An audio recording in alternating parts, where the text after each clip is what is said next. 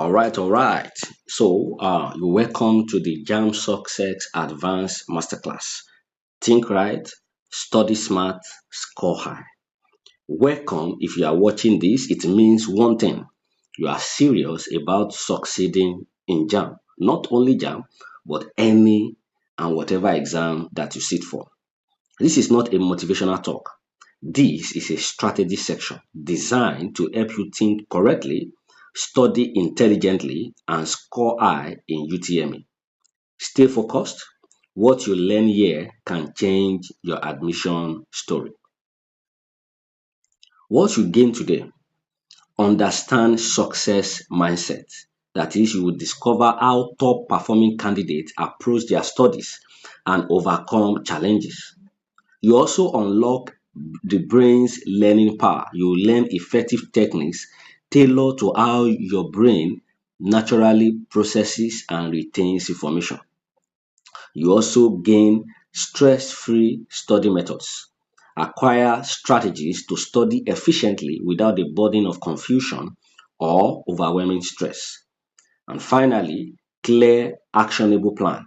You walk away with a precise step-by-step roadmap for preparing and excelling in your JAM examination. So in the next 1 or 2 hours, I will show you how successful candidates think, prepare, and practice. You will understand how your brain actually learns. You will learn how to study without stress or confusion. And most importantly, you will live with a clear plan, not guesses, for passing JAM. So let's delve in. Now, before we begin the actual um, walkthrough presentation of how you can, succeed in your JAM exam, let's look at the JAM reality check, the real truth about JAM. JAM is not designed to fail you. It is designed to separate prepared students from unprepared ones. I hope you read that well. It is not designed to fail you. It is designed to do what? Separate prepared students from unprepared ones. So let me start by correcting a lie many students believe. JAMB is not designed to fail you. JAMB is designed, like I said again, to separate prepared students from unprepared ones. Those who pass are not more intelligent. They are more intentional. And intentionality is something you can learn. Your brain is not the problem. This is the first foundation that you must know. Your brain is not what? It's not the problem. Your brain is an incredibly powerful learning machine capable of remarkable growth. So many times students are like, I don't know why when I'm studying, like my brain, my brain is not even giving, it's not helping me. No, no, no, no. Dish all of those kind of statements. Your brain is not the problem. Let us settle that once and for all. Your brain is a very incredibly powerful learning machine that is capable of remarkable growth. And so it grows stronger, that is, it strengthens with correct usage, much like a muscle. The more you use it effectively, the more capable it becomes. And then another amazing thing you should know is that consistent practice, revision, and recall physically enhances your brain's structure and function. So, and when this happens, your JAM score can significantly improve regardless of your past academic performance. Your brain is not weak, neither is your brain dull. Your brain is one of the most powerful learning machines that is ever created. The brain grows stronger the more it is used correctly. When you practice, revise, and recall information, your brain physically improves. This means your score can improve no matter your past results. So now that we have settled now that your brain is not a problem, what's the next thing you should know? How memory really works. The first thing is initial encounter. Information, first of all, enters into short-term memory. Many students complain that why is it that when I read, I forget? You are supposed to forget. No, that's not a cause. But that's really the truth. So don't be thinking that okay, why is it that anytime I open a book to study, I just forget immediately. You are meant to forget at the first glance, because this is the first time your brain is exposed to that information. And when information enters your brain for the first time, it enters into what? The short-term memory, which means that after a while you can forget. So the next thing is repetition and practice. So when you are exposed regularly to that particular material. So regular exposure and active practice begins to solidify the pathways. So when you come again, you go over that particular thing that you study, you go over it again, you go over it again. Somebody said repetition is the mother of learning. So the more you repeat it, you repeat the process. So I don't deny the fact that there are people that actually have photographic memory. They can study something now and then immediately it's easier for them to recall it. It stays. But ideally, even those that have photographic memory, that is the first time the information is also entering into their brain. So the only advantage they have is that they intentionally try to recall that which they are studying, and they have built that consistently. Just like I told you in the previous slide, your brain grows, and then just like a muscle, people that go to the gym to how will I put it now, to have more muscle and more built up. Nobody starts having mancho six packs. That is, I imagine a baby that was born today and then that baby is having mancho or six packs. No, that happened based on regular exposure to gymming, exercises, and then that way the muscle begins to expand and then gives them that particular body structure. That is also how the brain works too. So the more you intentionally expose your brain to materials, like to learn new things, and you are intentionally recalling those new things. I'm trying to tell you that even people that have photographic memory, this is actually how it happens to them. They intentionally expose themselves to learning and then consistent repetition and remembering, such that their brain has now become so smarter and wider in being able to recall information quickly and fast. So if when you are starting your own, you are finding it difficult to recall an information, just see it as you are stretching your brain muscles to become more effective in storing information and recalling information. So repetition and practice solidifies the pathway. And then the next thing is each revision strengthens the memory trace, making recall easier. So when you go over that material over and over again, it solidifies the pathway, and by solidifying the pathway, it is more reinforced in your brain. Let me ask you a question. Imagine, haven't you ever asked yourself that are there not some certain things that you probably can never forget? Like for instance, you can never forget the direction to your house. You can never forget your name. You can never forget your age. There are some certain things that has become part and parcel of you. How were you able to record those information without thinking too much? So the same way you are able to save those information that you know today, that you are able to recall at will easily without stress, it's also the same way you are also going to recall any information that you are saving. That is just how it is. Many of you can read a novel today now that has a 400 page novel, and then you can later on repeat back to back what happened, where it happened, and which chapter it happened. So haven't you wondered why you were able to do that? Because you enjoy the process. Learning is something you must enjoy. When you are approaching the learning table, don't see it as this is another stress work. The moment you see it that way, your brain will also struggle to participate in that learning process, in that study process. So see every study time as a time that okay, I'm about to learn new things, I'm excited. Excite yourself before you get to your study.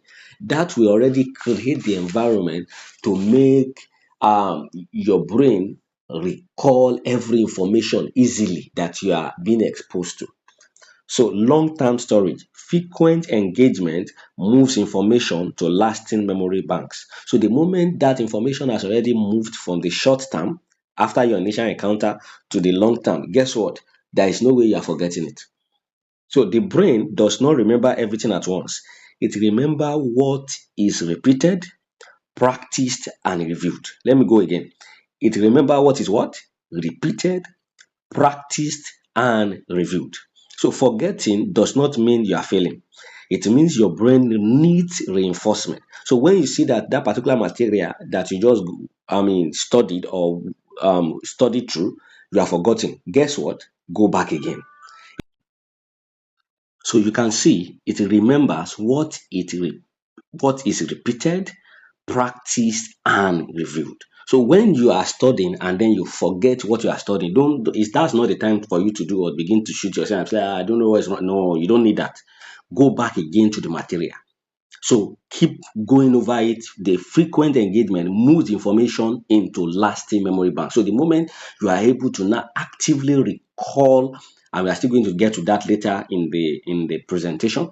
When you are able to actively recall that particular information, then you can say you have gained mastery of it, and then you move forward. So every time you revise, your memory becomes stronger. So don't fear forgetting. Use it as a signal to revise. Now, moving on, the power of the mind.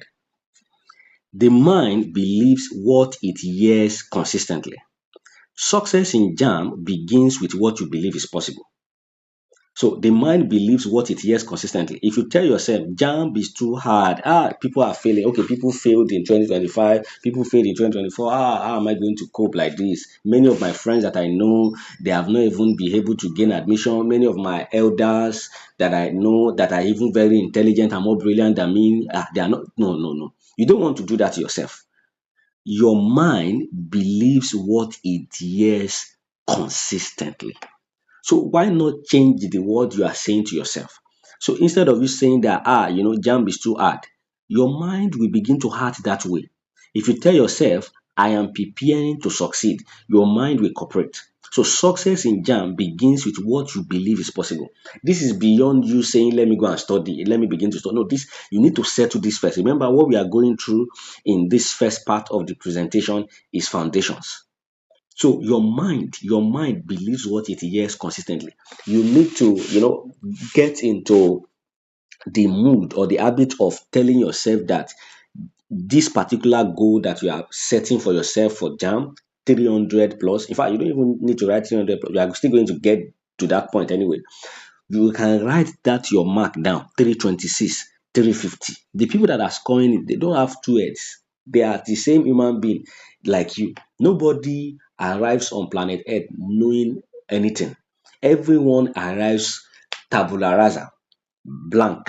So it is as we grow and we intentionally study and we intentionally expose ourselves to information and we intentionally develop ourselves that we become aware of our environment, and then we are able to acquire understanding of the relevant material. So think of it this way: that person that has the highest score in JAM last year does not have two heads.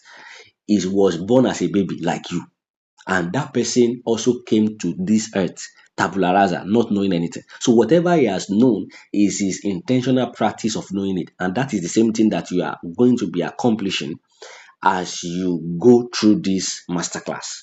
That is the goal. That after this masterclass, you are going to sit up, and then you are going to also make sure that you reach for the topmost top. So your mind believes what it hears consistently. Now, moving on, setting a clear JAMB goal. So the first thing is define your score.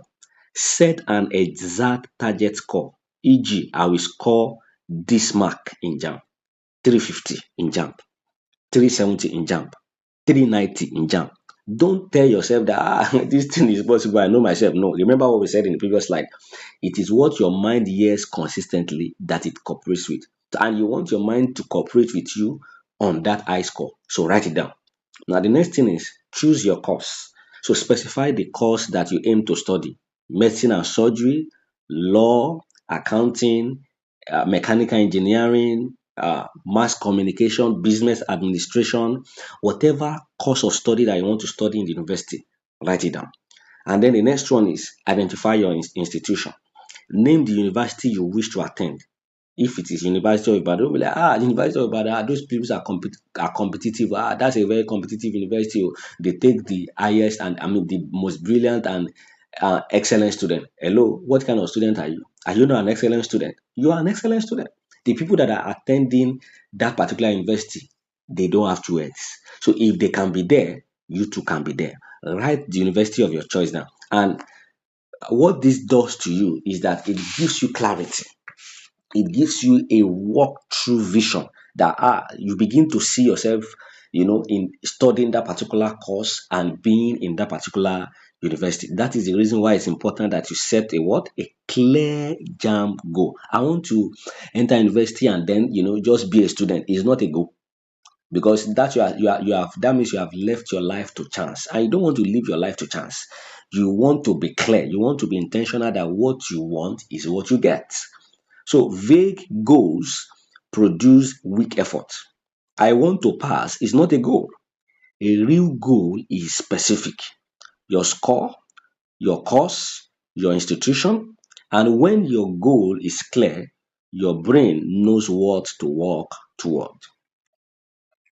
Now, after you have, you know, you have gotten those goals. The next thing is document your ambition. Physically write down your precise JAMB score, the course, and the institution. So it is not enough by you knowing it. It is important that you do what? You write it down. Write it down. And then visualize daily success. Place your written goal where you can see it every single day. Place it somewhere. You can place it around your study area where you are studying. In fact, you can go ahead and even you can write it in a very colorful way. That's your goal that you have written down. Your JAMB score, your course, and then your institution. You can write it down. You write it in the positive. I write it even in the past tense. That's what I learned in some videos I watched. Uh, you know, Note it down. Write it in the past tense as if you have already accomplished it. I have secured 390 in JAMB 2026 exam that I wrote, and I am studying medicine and surgery in University of Ibadan. Write it down. Write your goal in the affirmative and write it as if it has already taken place. So when you go through that goal, when you are reading it in this manner that yes, you have accomplished this goal. So when your brain is now accustomed to the fact that yes, you have actually achieved and actualized this reality, guess what happens? It begins to inform your attitude, even in your preparing for the exam, in you going through your study time for the exam. You're already seeing that reality already, that yes, you have scored this particular mark, you have gotten this particular goal achieved, you have accomplished this particular desire that you want.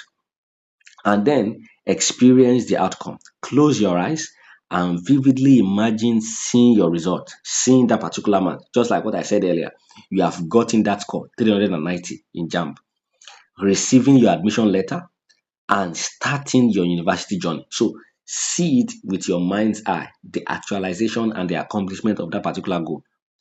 So I wrote here, write your goal down, see it daily, picture yourself seeing your result, picture yourself receiving admission. What the mind can see clearly, the body will work towards consistently. Now, the next thing is perception controls performance. Fear blocks memory. Confidence improves recall. If you see JAMB as a monster, you will panic, and panic sabotages your memory. If you see JAMB as a structured exam with understandable patterns and rules, you will approach it with confidence and perform significantly better. So change how you see the exam and your performance will change dramatically. Be bold, be confident. JAMB is not bigger than you, are bigger than JAMB. See JAMB as a structured exam that you have told yourself that okay, as long as you are intentional in doing your study, understanding the concept of the materials that you are studying, the subject, the topic, and then you practice with CBT and you do your homework. I see it as as long as you do your home part, you are sure to accomplish the result. Remember, in the previous slide, you are already visualizing the goal that you want to achieve. You already visualize you holding your admission letter, studying that course of your dream. I mean, communicating in the with your friends, with the new friends that you are going to make in that particular university of your dream. So you have already visualized that reality. So there is no way you can see that reality and then still be afraid of jump. It's not possible. There's a particular quote I read somewhere that says you cannot travel far within. I think it was written by James Allen. You cannot travel far within and stand still without. You cannot travel far within and stand still without. So as long as you are already seeing that particular reality that you have your admission letter already, guess what? JAMB can never be your enemy again. You can't see JAMB again as a monster. You begin to see it as a stepping stone to your success. So your perception controls your performance. Now, discipline. This is how you have sustained effort. Motivation is often temporary and can wane quickly. I know that it's possible that as you are going to this class, you are like, I mean, you are motivated, you are ready, say, yes, I can do this. Hello, it is fleeting. So even though motivation will get you started with the work, it cannot sustain you to the end. What will sustain you to the end is what? Discipline. So it is not about the you saying, I'm not feeling that motivation again to actually study. No, you don't need that. Discipline provides the steady drive needed for consistent effort. High scorers rely on a proven system, not just momentary enthusiasm. So motivation comes and goes, but guess what? Discipline stays. High scorers study even when they don't feel like it. They don't wait for motivation. They follow a system. And later on in this slide, I'm going to be showing you that particular system that will equip you to stay on track even on challenging days.